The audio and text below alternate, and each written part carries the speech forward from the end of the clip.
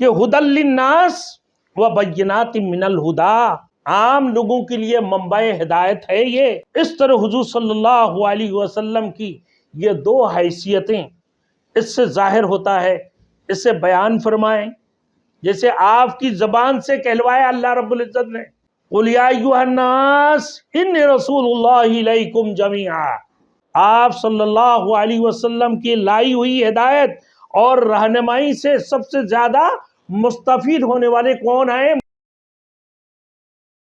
Thanks for watching. Don't forget to like, comment, share and subscribe to Maulana Habibullah Rouhani Official.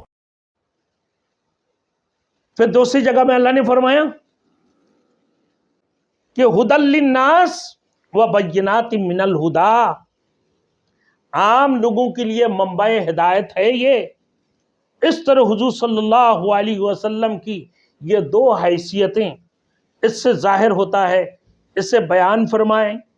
جیسے آپ کی زبان سے کہلوایا اللہ رب العزت نے قُلْ يَا أَيُّهَا النَّاسِ إِنِّي رَسُولُ اللَّهِ إِلَيْكُمْ جَمِيعًا،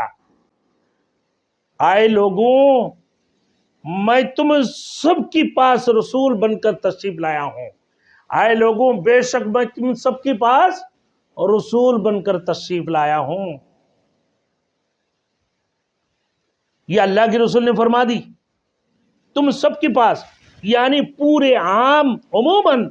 اللہ کے رسول صلی اللہ علیہ وسلم سب کے پاس رسول بن کر تشریف لائیں۔ تو فرمایا اللہ رب العزت کہ سب کی ہدایت اور رہنمائی کے لیے اللہ نے مجھے مبعوث فرمایا، سب کی ہدایت اور رہنمائی کے لیے اللہ رب العزت نے مجھے مبعوث فرمایا ہے۔ پھر فرماتی اللہ رب العزت نے آپ کی لائی ہوئی ہدایت رہنمائی سے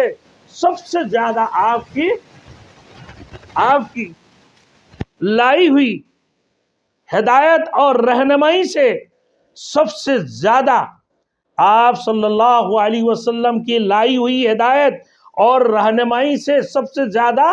مستفید ہونے والے کون ہیں؟ متقین اور مؤمنین ہیں، جو اللہ کے اوپر ایمان لے کر آیا ہے، اور جن لوگوں کی دلوں کے اندر خوف خدا ہے، جن لوگوں